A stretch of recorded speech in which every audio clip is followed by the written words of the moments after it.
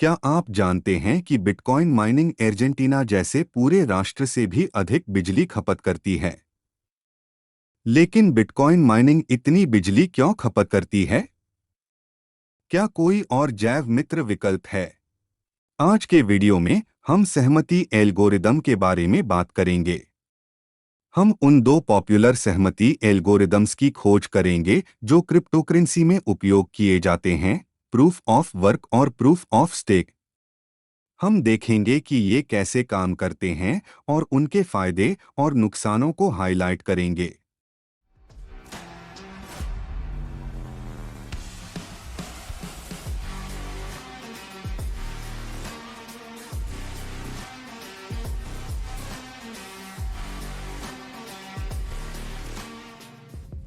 अगर आप क्रिप्टोकरेंसी के संदर्भ में माइनिंग या स्टेकिंग शब्दों से अवगत नहीं हैं, तो मैं सुझाव देता हूं कि आप हमारे पिछले वीडियो को देखने के लिए ऊपर दाहिने कोने में क्लिक करें, क्योंकि यह आपको प्रूफ ऑफ वर्क और प्रूफ ऑफ स्टेक के काम करने के तंत्र को पूरी तरह समझने में मदद करेगा।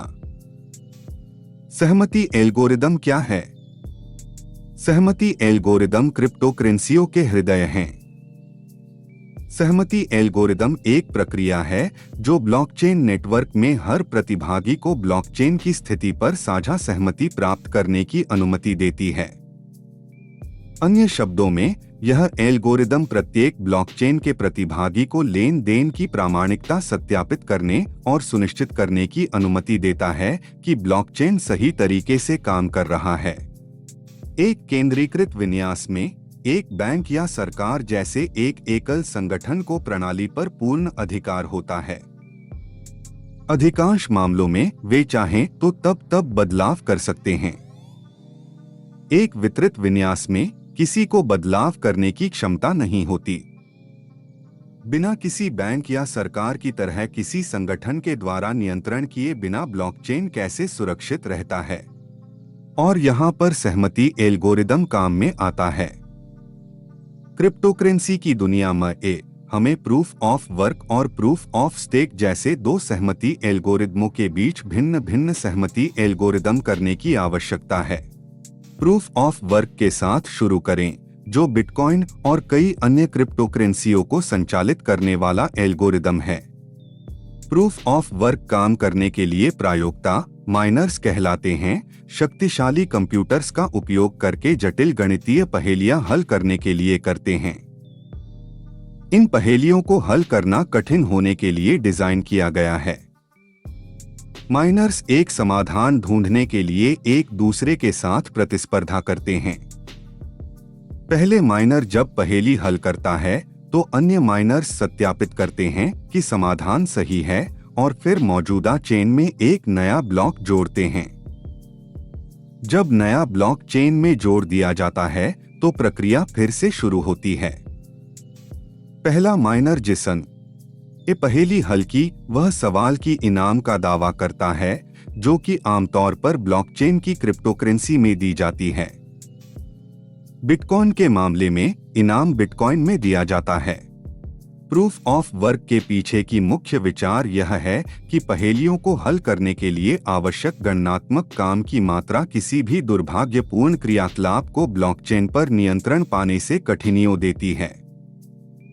नेटवर्क की सुरक्षा इस तथ्य पर निर्भर करती है कि अधिकांश माइनर्स ईमानदार हैं और प्रणाली के सर्वश्रेष्ठ हित में काम करते हैं। हालांकि प्रूफ ऑफ वर्क के कुछ नकारात्मक पहलू हैं। पहली बात, इसमें गणनात्मक शक्ति और ऊर्जा की बड़ी मात्रा की आवश्यकता होती है, जिससे पर्यावरणीय प्रभाव हो सकते हैं। दूसरी बात, जब नेटवर्क बढ़ता है तो माइनर्स के बीच प्रतिस्पर्धा बढ़ती है, जिससे व्यक्तिगत प्रागमनों के लिए कम पहुंचने में समस्या हो सकती है। अब आइए प्रूफ ऑफ स्टेक पर बढ़ते हैं, जो क्रिप्टोकरेंसी अंतरिक्ष में लोकप्रिय हो रहा है। इथेरियम सबसे प्रसिद्ध उदाहरण है। स्थान का सबूत एक विभिन्न सिद्धांत पर काम करता है। खदानगांव और उनके काम पर निर्भर नहीं करता है, बल्कि यह स्थान करने की अवधारणा का उपयोग करता है। स्थान का सबूत में मान्य को कहे जाने वाले प्रतिभागी नए ब्लॉक बनाने के लिए चुने जाते हैं, उनके पास रखे सिक्कों और स्थान करने की संख्या के आधार पर। इस प्रक्रिया के दौरान स्थान किए गए सिक्कों का उपयोग मान्यकों के कर्तव्यों को सही तरीके से निष्पादित नहीं करने की स्थिति में गारंटी के रूप में किया जाता है। मान्यकों के रूप में नए ब्लॉक बनाने के लिए चयन होने की संभावना सिक्कों की संख्या के अनुसार है। इसका मतलब है कि एक प्रतिभागी के पास जितने अधिक सिक्के हैं और उनके स्थान हैं, उनको चुने जाने की संभावना उतनी ही अधिक है। स्थान का सबूत का उद्देश्य काम का सबूत के साथ जुड़े ऊर्जा की खपत से जुड़े मुद्दे का समाधान करना है। क्योंकि खदानगाहों को पहेलियों को हल करने की आवश्यकता नहीं होती है, इस एल्गोरिथम का बहुत कम ऊर्जा का उपयोग होता है। इसके अलावा यह नेटवर्क में दीर्घकालिक सम्मिलन को बढ़ावा देता है, क्योंकि प्रतिभागीगण अपने स्थानित सिक्कों के मूल्य को बनाए रखने में व्यक्तिगत रुचि रखते हैं। संक्षेप में, काम का सबूत और स्थान का सबूत क्रिप्टोकरेंसी में प्रयुक्त दो विभिन्न सहमति एल्गोरिथम हैं। दोनों एल्गोरिथमों के अपने फायदे और नुकसान हैं। काम का सबूत खदानगाहों द्वारा किए गए कंप्यूटेशन काम पर निर्भर है, प्रतिस्पर्धा के माध्यम से सुरक्षा सुनिश्चित करता है। काम का सबूत मजबूत सुरक्षा प्रदान करता है, लेकिन बहुत अधिक ऊर्जा का उपयोग करता है। वहीं स्थान का सबूत सिक्कों को स्थान करने वाले प्रतिभागियों पर निर्भर होता है, ऊर्जा की खपत कम करता है और दीर्घकालिक प्रतिबद्धता को प्रोत्साहित करता है।